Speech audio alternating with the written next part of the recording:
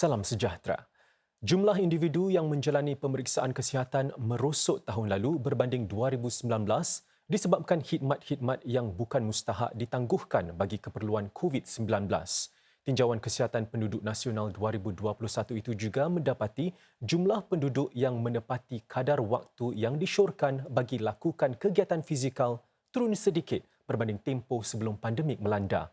Tinjauan itu dilakukan antara pertengahan 2020 hingga 2021 dan melibatkan sekitar 8,000 orang dewasa. Menurut laporan tinjauan kesihatan yang dikeluarkan hari ini, jumlah individu yang melakukan kegiatan fizikal pada kadar yang disyorkan berkurangan iaitu merosot daripada 80.1% pada tahun 2019 kepada 71.1% pada 2021. WHO mengesyorkan seseorang untuk melakukan sekurang-kurangnya 150 minit kegiatan fizikal pada keamatan sederhana setiap minggu. Menurut MOH, penurunan ini tidak memeranjatkan kerana adanya sekatan pada kegiatan sosial dalam tempoh itu. Jika dibandingkan mengikut kaum etnik dan jantina pula, kaum wanita Melayu didapati paling kurang melakukan senaman dengan hanya sekitar 20% bersenam secara kerap berbanding 39% wanita India dan lebih 27% wanita Cina. Bagi menggalak lebih ramai melakukan kegiatan fizikal, pemerintah akan terus meluaskan lagi program-program bersenam bagi penduduk negara ini. Tinjauan ini juga mendapati jumlah peserta yang menjalani saringan kesihatan bagi penyakit kronik merosot daripada 66.3% pada 2019 kepada 59.2% pada 2021. Bagaimanapun, Kementerian Kesihatan menyatakan bahawa ia satu trend yang sudah dijangkakan. Ini kerana khidmat-khidmat yang kurang mustahak seperti saringan kesihatan telah ditangguhkan.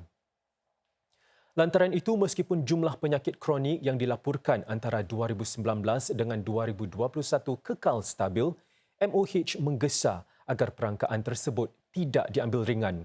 Ini kerana mungkin terdapat jumlah signifikan pesakit yang belum didiagnos. Seorang doktor keluarga berpendapat jumlah mereka yang menjalani saringan kesihatan dan didiagnos akan bertambah tahun depan.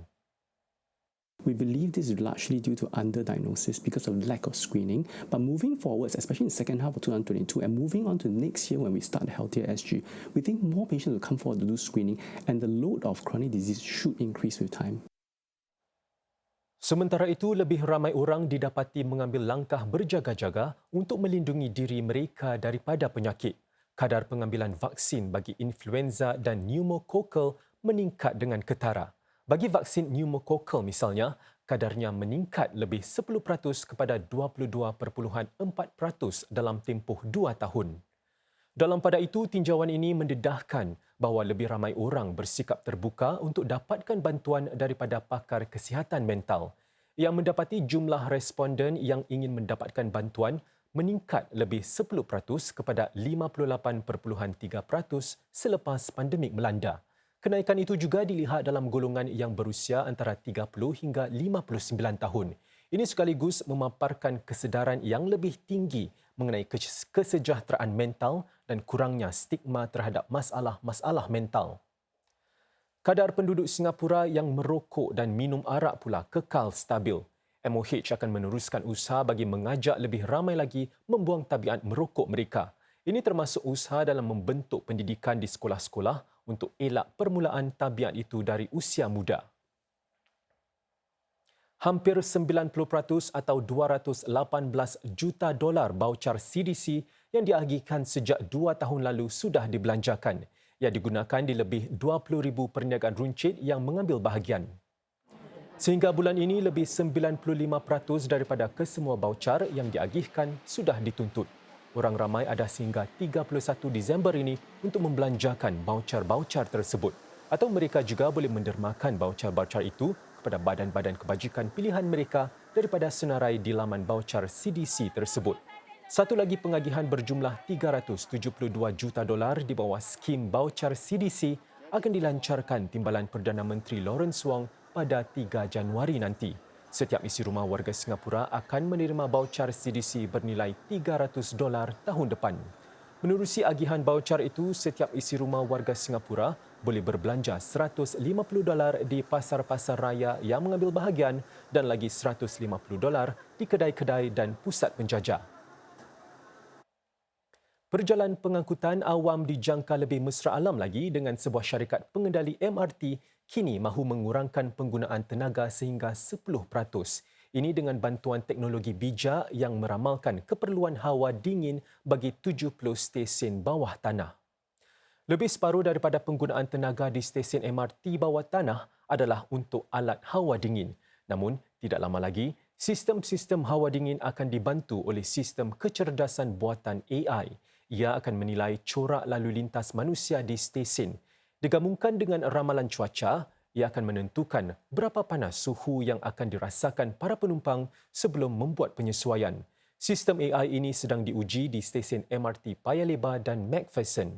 Menjelang hujung tahun depan, ia akan dipasang di kesemua stesen bawah tanah termasuk di laluan utara selatan, timur barat, laluan Circle dan laluan Thomson East Coast. Kaedah AI itu dijangka dapat menjimatkan sehingga 7,000 jam megawatt setiap tahun atau bersamaan dengan kuasa yang digunakan 1,500 flat 4 bilik. Pasaran hartanah Singapura mungkin melihat harga meningkat lebih perlahan tahun depan seiring dengan bertambahnya bekalan di pasaran serta sikap lebih berhati-hati para pembeli. Ini memandangkan keadaan ekonomi yang tidak menentu dan para pemerhati menjangkakan harga hartanah akan meningkat sekitar 8% tahun depan berbanding unjuran 11% buat tahun ini. $1.3 juta. Itulah harga flat 4 bilik Pinnacle at Duxton yang dijual Oktober lalu. Unit-unit sebegini mendapat sorotan meluas kini dan para pengamat jangkakan sehingga 370 flat sedemikian bertukar tangan pada harga sekurang-kurangnya $1 juta pada hujung 2022. Malah trend tersebut turut dilihat di estet-estet bukan matang dengan 13 flat dijual di atas harga $1 juta. Bagi mengawal permintaan bagi flat jualan semula, pemerintah telah memperkenalkan satu siri langkah untuk meredakan pasaran hartanah. Ini termasuk menetapkan bahawa mereka yang baru menjual rumah privat harus menunggu selama 15 bulan sebelum boleh membeli flat jualan semula. Bagi golongan yang terjejas dengan langkah mendadak itu, mereka terpaksa menyewa buat sementara waktu. Ini memandangkan untuk membeli satu lagi hartanah privat agak sukar kerana harga pasaran tersebut juga turut melambung naik. Akibatnya, harga sewa rumah turut meningkat baik untuk flat HDB maupun rumah privat. Namun untuk 2023, ramai pengamat jangkakan kadar faedah lebih tinggi dan syarat lebih ketat bagi pinjaman akan menyebabkan pasaran hartanah kembali stabil. Lebih-lebih lagi memandangkan keadaan ekonomi yang semakin tidak menentu serta lebih banyak bekalan hartanah bakal tersedia. Next year, we will see more new launches, and so the new sale demand will be higher. The developers are not expected to sell at that 75-90% rate in the first weekend of launch. Maybe it may fall back to something 50% or 60% if they are priced within range for their respective locations. Tempoh hukuman penjara bagi seorang lelaki yang membuang sebuah botol wine sehingga menyebabkan kematian seorang lelaki berusia 73 tahun telah dipendekkan selama setengah tahun. Menyusuli rayuan di Mahkamah Tinggi hari ini, Andrew Gosling kini akan menjalani hukuman penjara selama 5 tahun berbanding tempoh 5,5 tahun yang dikenakan terhadapnya sebelum ini. Lelaki warga Australia itu dijatuhi hukuman penjara pada awal tahun ini selepas dia mengaku bersalah atas 2 tuduhan. Gosling, 50 tahun pada asalnya, dijatuhi hukuman penjara selama 4 tahun kerana menyebabkan kematian akibat tindakan terburu-buru. Hukumannya itu dikurangkan kepada 3,5 tahun menyusuli rayuan yang dibuat. Hukuman penjara selama 18 bulan yang dikenakan kerana menyebabkan kecederaan teruk disebabkan tindakan terburu-buru akan dikekalkan. Semasa rayuan itu, pasukan peguam Gosling berkata, hukuman asal ternyata berlebihan. Menurut mereka, tempoh hukuman penjara yang dijatuhkan ke atas Gosling tidak seharusnya melebihi 4 tahun. Mereka juga berhujah bahawa tumpuan tidak wajar diletakkan pada hakikat bahawa kesalahan itu melibatkan permusuhan agama.